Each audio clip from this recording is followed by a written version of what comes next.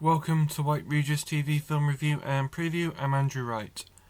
Last weekend, Karate Kid Legends arrived in cinemas. The film is the sixth film in the Karate Kid franchise, serving as a continuation to both the 2010 remake, which starred Jaden Smith and Jackie Chan, as well as Legends also serves as a continuation to the Netflix series Cobra Kai, which is a sequel to the original films from the 80s. Karate Kid Legends stars Jackie Chan and Ralph Macchio, who reprised their roles from previous Karate Kid media. Jackie Chan was the star of the 2010 film, Ralph Macchio was the star of the 80s films and Cobra Kai. The film revolves around a Chinese boy who moves from Beijing to New York, who experiences bullying and enters a martial arts tournament where he receives training from Jackie Chan's Mr. Han and Ralph Macchio's Daniel LaRusso. The film also stars Ben Wang, Joshua Jackson, Sadie Stanley, and Ming-Na Wen. So the film received mixed reviews from critics, but audiences appear to be really enjoying the film, so that's all that's really important, is in the end of the day is that the audience likes it. Karate Kid Legends is in cinemas now. This week, The Accountant 2 started streaming on Amazon Prime Video. The film is a sequel to the 2016 film The Accountant, and stars Ben Affleck and Jon Bernthal, who reprised their roles from the first film. The film revolves around Affleck's autistic criminal accountant, Christian Wolf, as he teams up with his estranged brother to take on a gang of human traffickers who are involved in the death of someone he knew.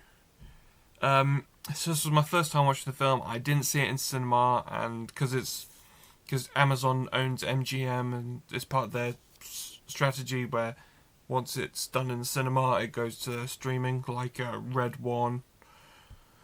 I have a high degree of respect for the original because I liked it and how it handled autism.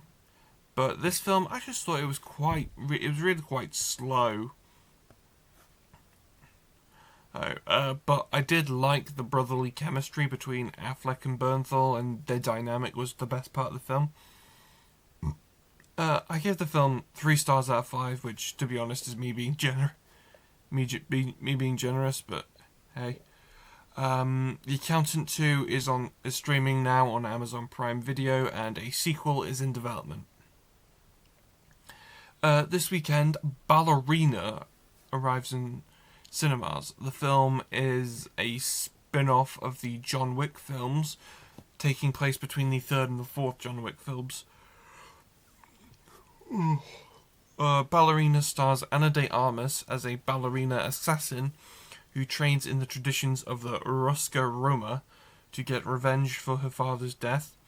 The film also stars Gabriel Byrne and Norman Reedus, alongside Angelica Houston, Lance Reddick, Ian McShane, and Keanu Reeves, reprising their roles from the previous films in the franchise. I've heard that Keanu Reeves is only like 10 minutes of the film, but I don't think that's possible considering he had to turn down The Acolyte to do this film. This is Lance Reddick's final film performance due to him finishing filming shortly before his death in 2023, before the fourth film came out, and it is the last of his works to be released posthumously.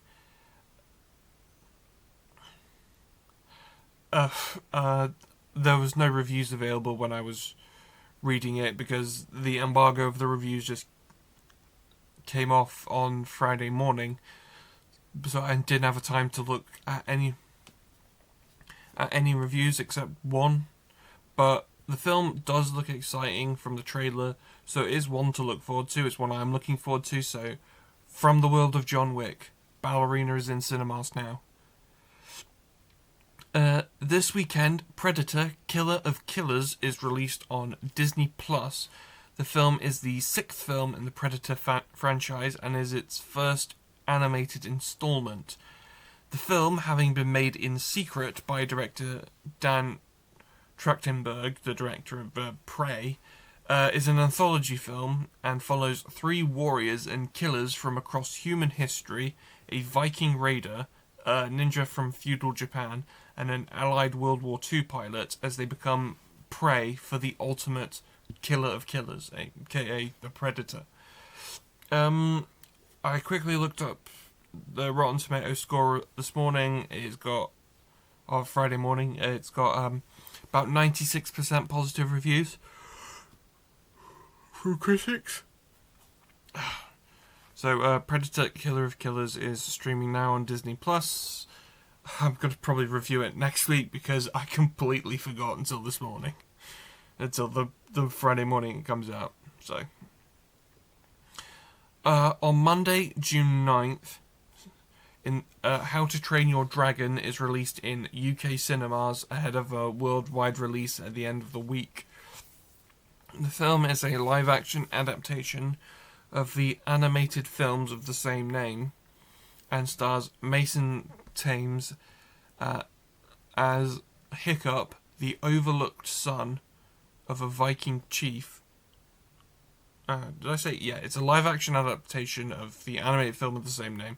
Stars Mason Thames as Hiccup, the overlooked son of a Viking chief on the Isle of Burke, where they have become bitter enemies with dragons for generations when Hiccup befriends a dragon named Toothless, and their friendship will challenge the very foundations of Viking society. Sorry if I backtracked just then a minute. I was reading the script and it was just... I don't know. In my head I thought I skipped a line, so... So I just had to backtrack quickly. The film also stars Nico Parker, Nick Frost, Julian Dennison, and Gerard Butler. And Gerard Butler is the only actor to reprise his role from the animated films. This film is in some instances a straightforward shot-for-shot remake of the original, with the director of the animated film also directing this film.